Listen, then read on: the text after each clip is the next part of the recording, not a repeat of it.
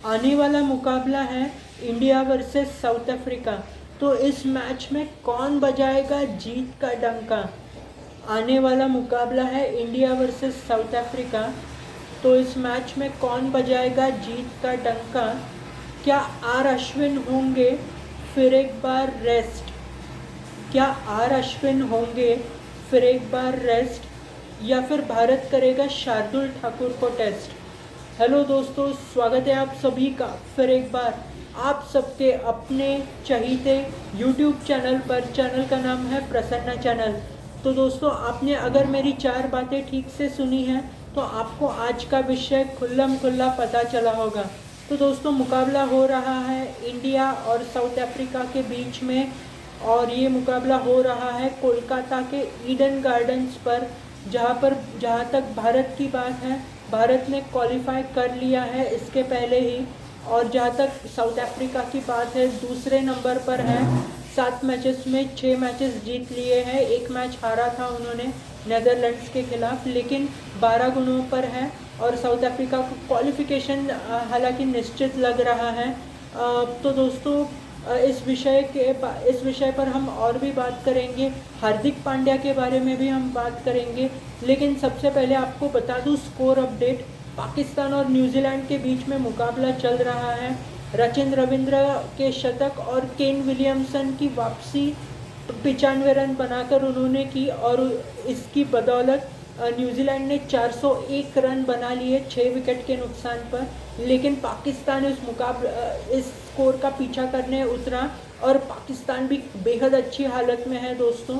201 run बना लिए हैं पाकिस्तान ने सिर्फ 1 विकेट के नुकसान पर, जो शाफिक का विकेट गिरा था सबसे पहले। लेकिन फ़खर जमान ने भी 126 रन बनाए हैं, 8 चौके और 11 छक्के लगाए हैं। और बाबर आजम ने भी अभी तक 66 रन बनाए हैं। लेकिन सबसे बड़ी अपडेट ये है कि इस मुकाबले में बारिश हो रही है दोस्तों।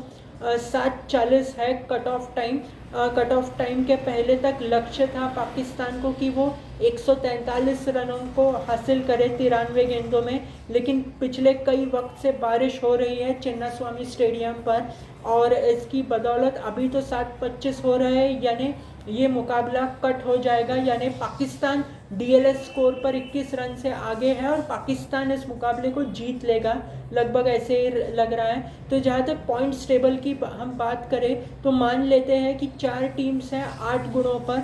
ऑस्ट्रेलिया, न्यूजीलैंड, अफगानिस्तान और पाकिस्तान। तो पाकिस्तान इस मुकाबले को जीतकर फिर एक बार 5वें स्थान पर आ जाएगा, अफगानिस्तान को 6वें स्थान पर ढकेल देगा। तो निर्णायक मुकाबले होंगे न्यूजीलैंड और श्रीलंका के बीच में, और फिर पाकिस्तान का अगला मुकाबला जो होगा इंग्लैंड के खिलाफ। एक और स्कोर अपडेट दे दूं आपको, डबल हेडर है आज दोस्तों। ऑस्ट्रेलिया और इंग्लैंड के बीच में मुकाबला चल रहा है। ऑस्ट्रेलिया 286 पर ऑल आउट हुआ है, लेकिन इंग्लैंड 29 रनों पर है 2 विकेट के नुकसान पर। रूट काफ़ी जल्दी आउट हुए बेयरस्टॉ के साथ, स्टार्क को वो विकेट्स मिली। लेकिन इसके बाद बेन स्टोक्स और मलान बढ़िया खेल रहे हैं, और अगर इंग्लैंड इस मुकाबले को जीत लेता है तो ऑस्ट्रेलिया पर प्रेशर होगा। अगला मुकाबला उनको अफगानिस्तान के खिलाफ जीतना पड़ेगा। तो दोस्तों, बढ़ेंगे हमारे पहले सेक्शन की तरफ, जिसका नाम है पिच रिपोर्ट। तो दोस्तों, जहाँ तक पिच रिपोर्ट की बात है, ये जो सुपर संडे वाला मुकाबला हो रहा है इंडिया और साउथ अफ्रीका के बीच में, आपको पिच रिपोर्ट में डिटेल में दूंगा। लेकिन सबसे पहले आपको एक अंडरस्टैंडिंग दे देता हूँ कि इसके पहले वाले मुकाबले में क्या हुआ था। दोस्तों, इसके पहले वाला मुकाबला इस पिच पर बांग्लादेश और पाकिस्तान के खिलाफ में हुआ था, और बांग्लादेश पहले बल्लेबाजी करते हुए 204 रनों पर ऑल आउट हुआ था। लगभग 203 या 204 ऐसे कुछ रन बनाए थे, जिसमें महमदुल्लाह और शाकिब ने अच्छी बल्लेबाजी की थी। महमदुल्लाह ने अर्धशतक भी लगाया था, 56 रन बनाए थे। और लेकिन जहाँ तक पाकिस्तान के गेंदबाज थे तो शाहीन शाह अफरीदी और मोहम्मद वसीम जूनियर ने 3 विकेट्स लिए थे। जहाँ तक पाकिस्तान के बल्लेबाजी की बात थी तो पाकिस्तान ने ये मुकाबला जीत लिया था, 205 रन बनाए थे 3 विकेट के नुकसान पर, जिसमें फ़खर जमान ने 81 रनों की पारी खेली थी और अब्दुल्ला शाफिक ने अर्धशतक बनाकर उनको साथ दी थी। जहाँ तक बांग्लादेश की गेंदबाजी की बात है, सिर्फ मेहदी हसन मिराज को 3 विकेट्स मिले थे। तो इससे आप एक अंडरस्टैंडिंग लगा सकते हैं कि आप अगर फास्ट बॉलर है तो भी आपको मदद है, आप अगर स्पिनर है तो भी आपको मदद है, और अगर आप टेक्निकली स्ट्रॉन्ग अच्छे बल्लेबाज हैं तो फिर आपको ये पिच ज़रूर असिस्ट करेगा। तो दोस्तों ये तो थी मेरी आज की पिच रिपोर्ट की अपडेट। अब बढ़ेंगे नेक्स्ट सेक्शन की तरफ जिसका नाम है वेदर रिपोर्ट। दोस्तों जहाँ तक वेदर रिपोर्ट की बात है, आपको बता दूं कि ये मुकाबला कोलकाता में हो रहा है, और मुकाबला जैसे मैंने आपको कहा 2:30 बजे शुरू होगा दोपहर को। तो बारिश के सिर्फ 5% या 10% चांस है। इसका मतलब आप समझ सकते हैं कि ज़्यादा कोई मतलब ऐसी बारिश नहीं हो पाएगी, और ये हमें पूरा 50 ओवर वाला मुकाबला देखने को मिलेगा। कोलकाता का टेम्परेचर रहेगा 31 डिग्री सेल्सियस, और जैसे ही आगे टाइम बढ़ेगा 29, 28 ये सब हो जाएगा। और तो दोस्तों आप समझ सकते हैं कि जैसे मैंने आपको कहा 50 ओवर वाला मुकाबला हमें देखने को मिलेगा बिना किसी ज़्यादा बारिश के। तो दोस्तों ये तो हो गई मेरी आज की वेदर अपडेट। अब बढ़ेंगे हम अपने नेक्स्ट सेक्शन की तरफ जिसका नाम है प्लेयर कॉम्बिनेशन। तो दोस्तों जहाँ तक प्लेयर कॉम्बिनेशन की बात है, आपको हार्दिक पांड्या वाली अपडेट दे देता हूँ पहले। हार्दिक पांड्या बचे हुए जितने भी वर्ल्ड कप के मैचेस है वो नहीं खेल पाएंगे, और उनको रिहैबिलिटेशन के लिए यानी पूरी तरह ठीक होने के लिए बहुत वक्त लगेगा। तो उनकी रिप्लेसमेंट है टीम में प्रसिद्ध कृष्णा के रूप में। अब प्रसिद्ध कृष्णा खेल पाएंगे या नहीं ये तो हम बता नहीं पाएंगे, क्योंकि जितने भी ऑलराउंडर हैं इनसे पहले लाइक शार्दुल ठाकुर या फिर आर अश्विन, इनको ज़रूर मौका मिल सकता है खेलने का। लेकिन दोस्तों बढ़ते हैं हम आगे, और मैं आपको बताता हूं कि ये जो दो टीम्स में मैच हो रही है इनका अब तक का परफॉर्मेंस कैसा है। तो सबसे पहले भारत की बात करते हैं। पिछले 2 मैचेस की तरह का रुख कर लेते हैं हम। तो जहाँ तक भारत का और इंग्लैंड का मैच हुआ था, तो उस मैच में भारत ने 229 रन बनाए थे 9 विकेट के नुकसान पर। लो स्कोरिंग गेम था जिसमें रोहित शर्मा ने 87 रन्स बनाए थे, लेकिन इंग्लैंड उस टारगेट तक भी पहुंच नहीं पाया था।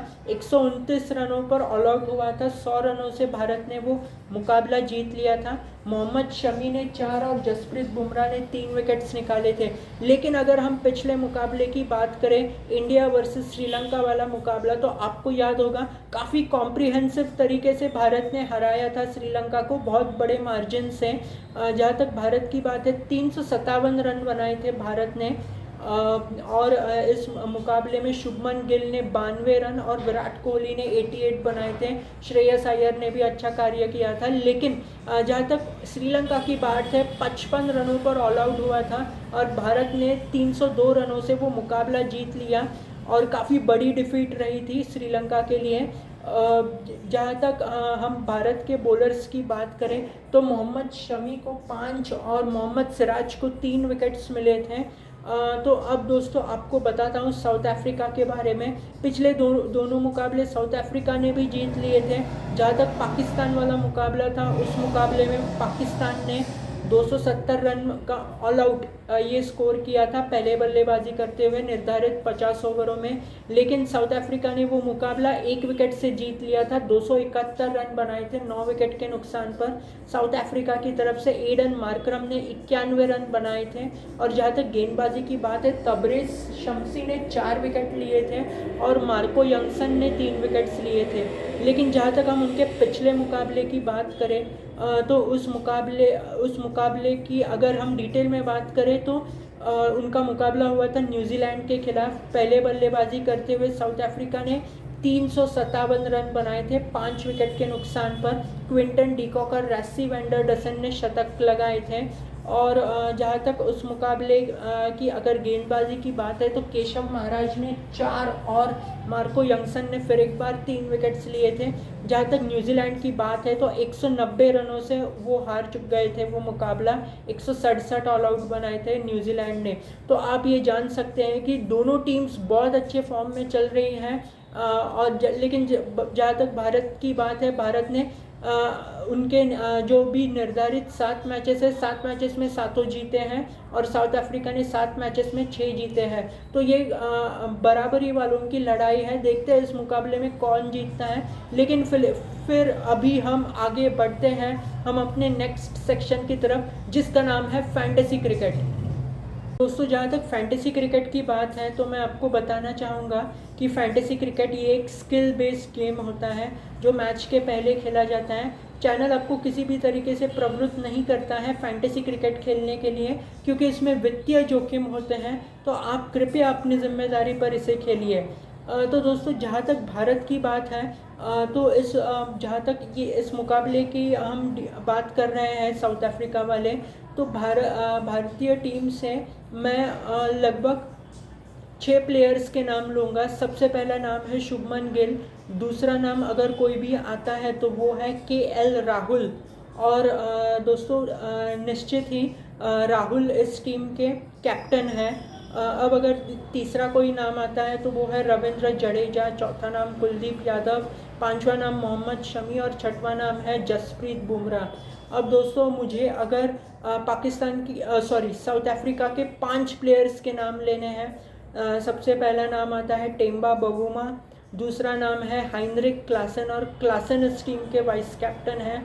तीसरा नाम आता है दोस्तों गेराल्ड कोएट्जी, चौथा नाम है कैगिसो रबादा और दोस्तों पांचवा नाम है केशव महाराज। तो दोस्तों, ये तो हो गई मेरी फैंटेसी अपडेट, जिसमें मैंने कैप्टन केएल राहुल को लगाया और वाइस कैप्टन हाइनरिक क्लासन को लगाया। तो दोस्तों, आप मुझे बता सकते हैं कि आपको मेरी फैंटेसी नॉलेज कैसे लगती है। अगर आपको वीडियो सच में पसंद है तो आपको चैनल को सब्सक्राइब करना है। तो दोस्तों, मिलेंगे अगले वीडियो में, तब तक के लिए मुझे दीजिए इजाज़त। ख्याल रखिए अपना। और संडे का दिन है, सुपर संडे है, इसे एंजॉय करना ना भूलिए मैच देखकर। Thanks for watching.